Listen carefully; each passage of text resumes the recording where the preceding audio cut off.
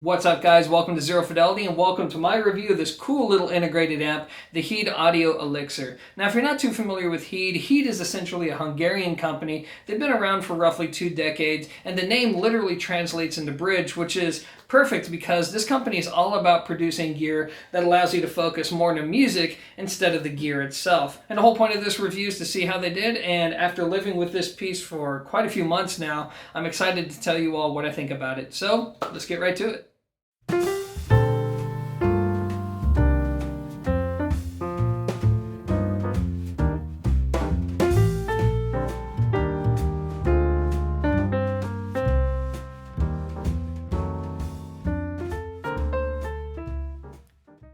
Alright guys, so here it is, the Elixir integrated amp, and you can tell right away that this comes from Europe. It just kind of has that clean European aesthetic flair to it, doesn't it?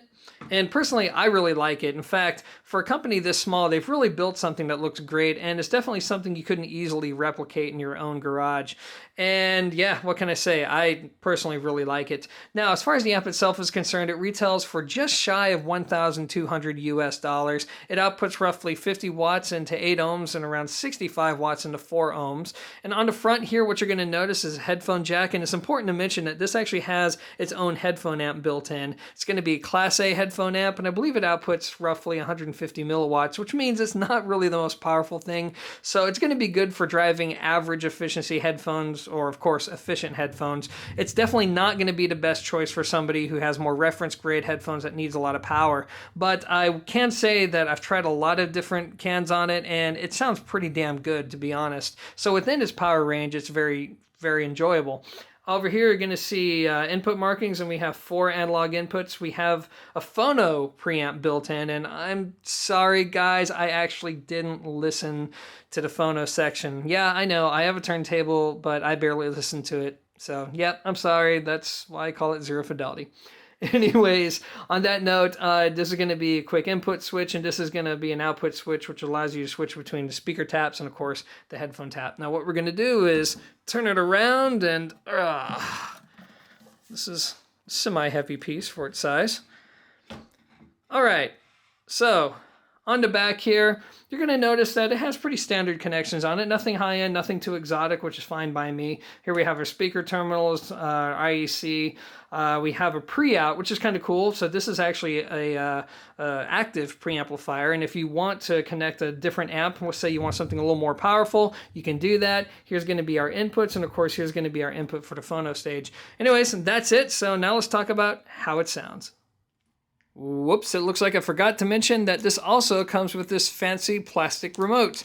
As you can tell, I don't really use remotes often, but it seems to be functional.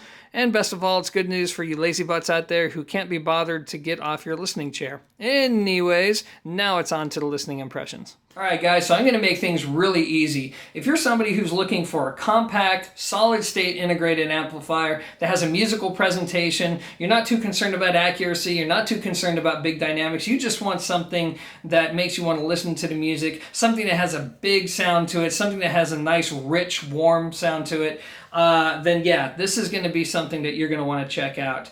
Now, getting more into specifics about how it sounds, first let's talk about its general presentation. So there's a lot of products that either present sound in a way that's very forward and aggressive, almost as if the music is taking place just right in front of your nose. And then you have other products that are just the opposite of that. They're very laid back, and it almost sounds like the performance is behind the speakers. And this is kind of in between all that. It's kind of this mid-row perspective.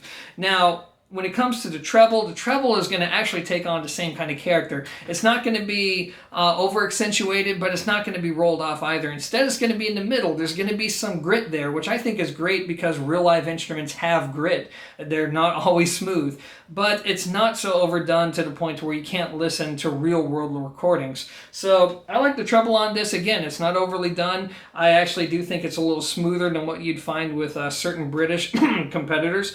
But yeah, moving on, the mid-range. The mid-range, I think, is where a lot of people are going to fall in love with this piece, and that's because it's big, it's rich, it's organic, It's on the cusp of homogenizing the listening experience, but it's not quite there, which means your recordings are going to still sound like, well, what they were mixed like, but what you're left with is something that's just very easy to enjoy and very easy to get into. And if you like small speakers, this amp actually does a great job of making small speakers sound a lot bigger than they are.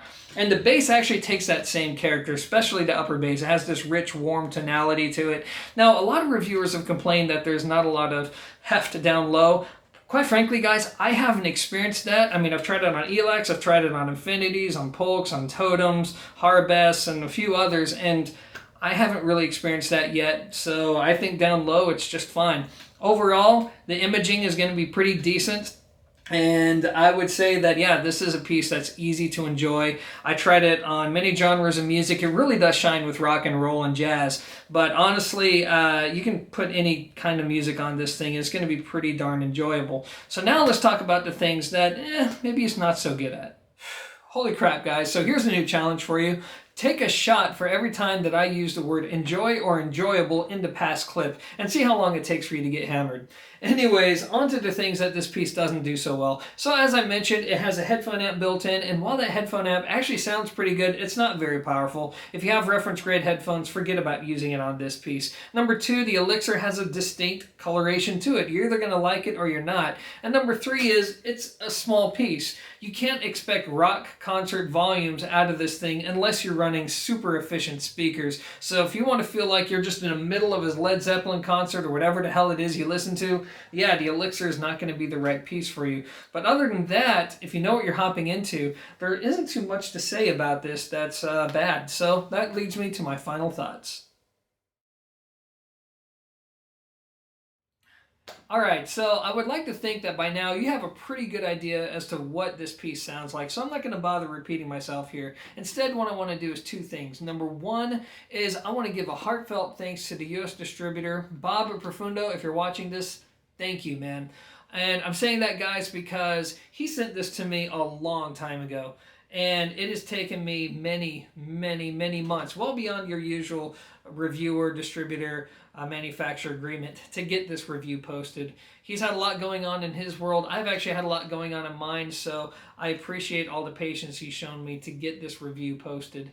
And number 2 is, for me personally, and this is just purely subjective, for me, the hallmark of a great component is this ability to either draw you into the musical experience or to, in one way, shape, or form, allow you to focus more on the content that you're listening to than the gear itself. And don't get me wrong, I'm a gear whore. I love listening to gear. I love listening to the impact that it has on the musical experience. But at the end of the day, that's what's most important to me. I don't always want to hear the hi-fi. And that's going to be the shining attribute of the Elixir, is it does just that. It is geared towards that type of preference.